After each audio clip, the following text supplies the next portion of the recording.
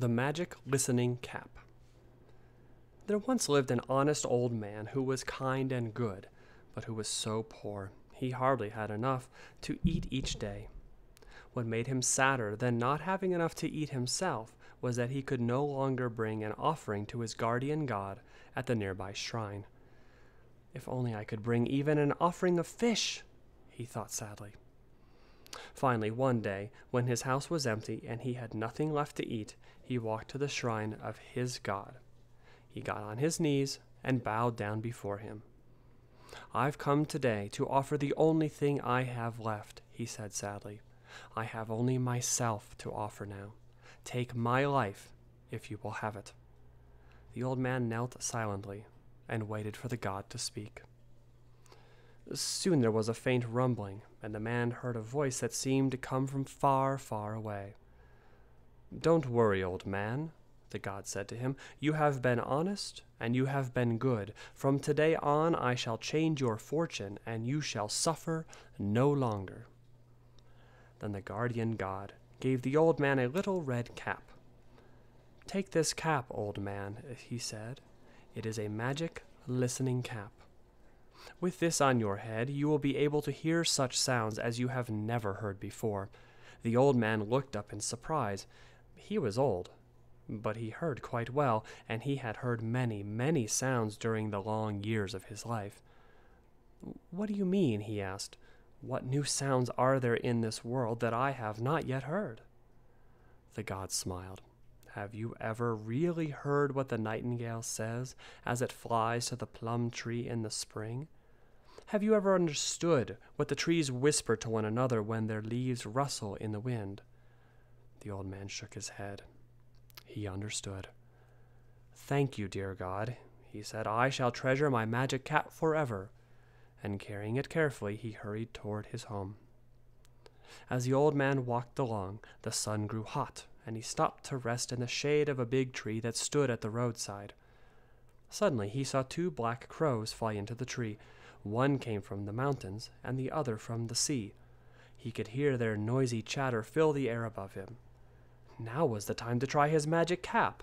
Quickly he put it on, and as soon as he did, he could understand everything the crows were saying. "And how is life in the land beyond the sea?" asked the mountain crow. Life is not easy," answered the crow of the sea. "It grows harder and harder to find food for my young ones. But tell me, do you have any interesting news from the mountains?" "All is not well in our land either," answered the crow from the mountains. "We are worried about our friend, the camphor tree, who grows weaker and weaker, but can neither live nor die." "Why, how can that be?" asked the crow of the sea. "It is an interesting tale," answered the mountain crow. "About 6 years ago, a wealthy man in our town built a guest house in his garden. He cut down the camphor tree in order to build the house, but the roots were never dug out. The tree is not dead, but neither can it live, for each time it sends new shoots out from beneath the house. They are cut off by the gardener." "Oh, the poor tree," said the crow of the sea sympathetically. "What will it do?" "It cries and moans constantly, but alas, human beings are very stupid," said the mountain crow. "No one seems to hear it, and it has cast an evil spell on the wealthy man and made him very ill. If they don't dig up the tree and plant it where it can grow, the spell will not be broken, and the man will soon die. He has been ill a long time." The two crows sat on the tree and talked of many things, but the old man who listened below could not forget the story of the dying man and the camphor tree. "If only I could save them both," he thought. "I am probably the only human being who knows what is making the man ill."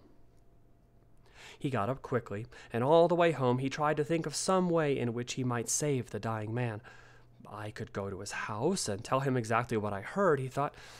"But surely no one would believe me if I say I heard two crows talking in a tree. I must think of a clever way to be heard and believed." As he walked along, a good idea suddenly came to him.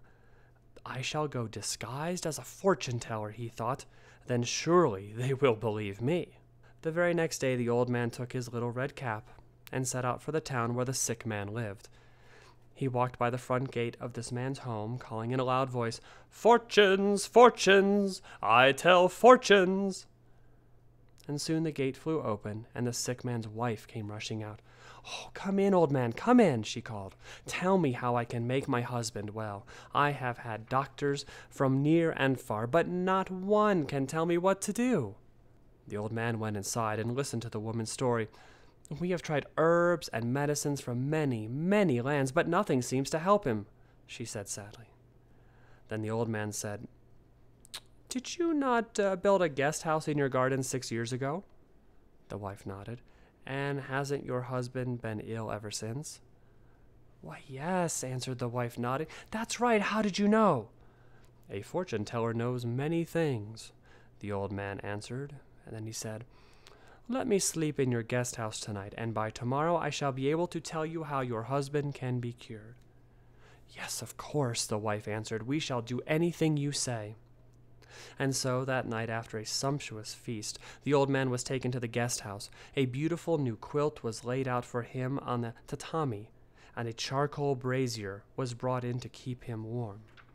As soon as he was quite alone, the old man put on his little red cap and sat quietly, waiting to hear the camphor tree speak.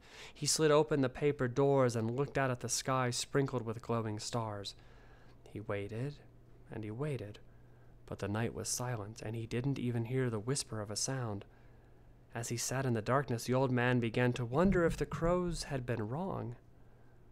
"Perhaps there is no dying camphor tree after all," he thought, and still wearing his red cap, the old man climbed into the quilts and closed his eyes. Suddenly he heard a soft rustling sound, like many leaves fluttering in the wind. Then he heard a low, gentle voice. "How do you feel tonight, camphor tree?" the voice called into the silence. Then the old man heard a hollow sound that seemed to come from beneath the floor. "Ah, is that you, pine tree?" it asked weakly. "I do not feel well at all. I think I am about to die. About to die," it wailed softly. Soon another voice whispered, "It's I, the cedar from across the path. Do you feel better tonight, camphor tree?" And one after the other, the trees of the garden whispered gently to the camphor tree, asking how it felt. Each time the camphor tree answered weakly, "I am dying. I am dying." The old man knew that if the tree died, the master of the house would also die. Early the next morning, he hurried to the bedside of the dying man. He told him about the tree and about the evil spell it had cast upon him. "If you want to live," he said, "have the camphor tree dug up quickly and plant it somewhere in your garden where it can grow." The sick man nodded weakly. "I will do anything, if only I can become well and strong again." And so that very morning, carpenters and gardeners were called to come from the village. The carpenters tore out the floor of the guest house and found the stump of the camphor tree. Carefully, the gardeners lifted it out of the earth and then moved it into the garden, where it had room to grow. The old man, wearing his red cap, watched as the tree was planted where the moss was green and moist. "Ah, at last," he heard the camphor tree sigh, "I can reach up again to the good, clean air. I can grow once more." As soon as the tree was transplanted, the wealthy man began to grow stronger, and before long he felt so much better he could get up for a few hours each day. Then he was up all day long, and finally he was completely well. "I must thank the old fortune teller for saving my life," he said, "for if he had not come to tell me about the camphor tree, I would probably not be alive today." And so he sent for the old man with the little red cap. "You were far wiser than any of the doctors who came from near and far to see me," he said to the old man. Then, giving him many bags filled with gold, he said, "Take this gift, and with it my lifelong thanks. And when this gold is gone, I shall see that you get more." "Ah, you are indeed very kind," the old man said happily, and taking his gold, he set off for home. As soon as he got home, he took some of the gold coins and went to the village market. There he bought rice cakes and sweet tangerines and the very best fish he could find. he hurried with them to his guardian god and placed them before his shrine. "My fortunes have indeed changed since you gave me this wonderful magic cap," the old man said. "I thank you more than I can say." Each day after that, the old man went to the shrine and never forgot to bring an offering of rice or wine or fish to his god. He was able to live in comfort and never had to worry again about not having enough to eat. And because he was not a greedy man, he put away his magic listening cap and didn't try to tell any more fortunes. Instead, he lived quietly and happily the rest of his days.